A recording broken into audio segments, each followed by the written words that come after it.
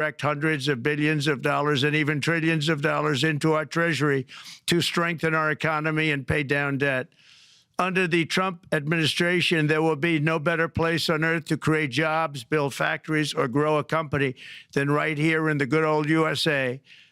Already Americans' economic, you can see this, I think, maybe even in your wonderful, wonderful room that you're all gathered together, so many of my friends, but Americans, the economic confidence is soaring like we haven't seen in many, many decades, maybe not at all. Upon my election, it was just announced that small business optimism skyrocketed by 41 points in a single month. That's the highest ever. There's never been anything like that.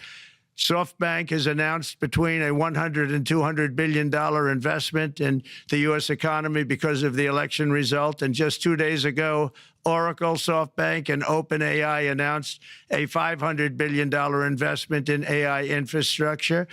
Other companies likewise have announced billions and billions and billions, adding up to trillions of investment in America, in the United States. And it's also reported today in the papers that Saudi Arabia will be investing at least $600 billion in America. But I'll be asking the Crown Prince, who's a fantastic guy, to round it out to around $1 trillion. I think they'll do that because we've been very good to them. And I'm also going to ask Saudi Arabia and OPEC to bring down the cost of oil. You got to bring it down, which, frankly, I'm surprised they didn't do before the election. That didn't show a lot of love by them not doing it. I was a little surprised by that. If the price came down, the Russia-Ukraine war would end immediately. Right now, the price is high enough that that war will continue. You got to bring down the oil price. You got to end that war.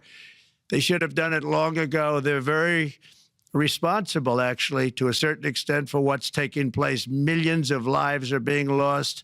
With oil prices going down, I'll demand that interest rates drop immediately, and likewise, they should be dropping all over the world. Interest rates should follow us.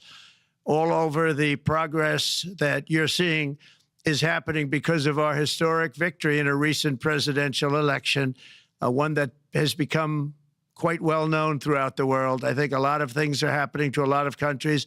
They say that there's light shining all over the world since the election, and even countries that we aren't particularly friendly with are happy because they understand what there is a future and how great the future will be. Under our leadership, America is back and open for business. And this week, I'm also taking swift action to stop the invasion at our southern border. They allowed people to come in at levels that nobody's ever seen before. It was ridiculous.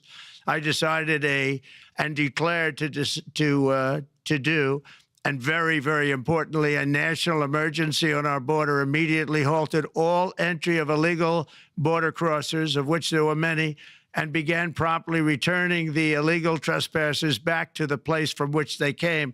That action, as you've probably seen, has already started very strongly. I've deployed active duty U.S. military and National Guard troops to the border to assist in repelling the invasion. It was really an invasion. We will not allow our territory to be violated. After 4 long years, the United States is strong and sovereign and a beautiful nation. Once again, it's a strong, sovereign nation. In addition, I'm pleased to report that America is also a free nation once again. On day one, I signed an executive order to stop all government censorship. No longer will our government label the speech of our own citizens as misinformation or disinformation, which are the favorite words of censors and those who wish to stop the free exchange of ideas and, frankly, progress. We have saved free speech in America, and we've saved it strongly. With another historic executive order this week, I also ended the weaponization of law enforcement against the American people and, frankly, against politicians, and restored the fair, equal, and impartial rule of law. My administration has taken action to abolish all discriminatory diversity, equity, and inclusion nonsense. And these are policies that were absolute nonsense throughout the government and the private sector. With the recent yet somewhat unexpected great Supreme Court decision just made, America will once again become a merit-based country. You have to hear that word, merit-based. gender-based country. And I've made it official, an official policy of the United States, that there are only two genders, male and female. And we will have no men participating in women's sports, and transgender operations, which became the rage, will occur very rarely. Finally, as we restore common sense in America, we're moving quickly to bring back strength and peace and stability abroad. I'm also going to ask all NATO nations to increase defense spending to 5% of GDP, which is what it should have been years ago.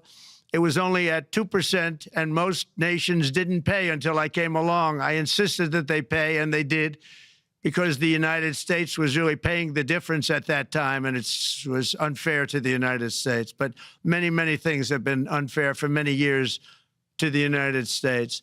Before even taking office, my team negotiated a ceasefire agreement in the Middle East, which wouldn't have happened without us, as I think most of the people in the room know. Earlier this week, the hostages began to return to their families. They are returning, and it's a beautiful sight, and they'll be coming in more and more. They started coming back on Sunday. Our efforts to secure a peace settlement between Russia and Ukraine are now hopefully underway. It's so important to get that done. That is an absolute killing field. Millions of soldiers are being killed. Nobody's seen anything like it since World War II. They're laying dead all over the flat fields. It's a flat field farmland, and there's millions of Russians and millions of Ukrainians. Nobody's seen anything like it since World War II. It's time to end it. And here in America, we have big events coming up. Next year, we have the 250th anniversary of America's founding. I'm so honored to be president during that. That's been a big event. They've been talking about it for 10 years. We also have the World Cup. And I understand Gianni's in the room. Infantino, he was very instrumental in helping us get it. He's there with you someplace, I think. And I want to thank him for that. And then we have the Olympics coming up, which I was instrumental in getting also in my first term. And who would have known that by skipping a term, I would get the Olympics? I was upset. I said, you know, I got the Olympics to come and I won't be president. But it turned out through a stroke of luck, or whatever you might call it, that I'm going to be president during the World Cup and the Olympics and the 250th anniversary. So that's going to be three big events. And we've accomplished more in less than 4 days. We have really been working 4 days than other administrations have accomplished in 4 years. And we're just getting started. It's really an amazing thing to see. And the spirit and the light over our country has been incredible. Under the last administration, our nation has suffered greatly, but we're going to bring it back and make it greater, bigger, stronger, better than ever before. I want to thank everybody for being with you. I would have been there myself, except the inauguration was 2 days ago. I thought it might be a little bit quick.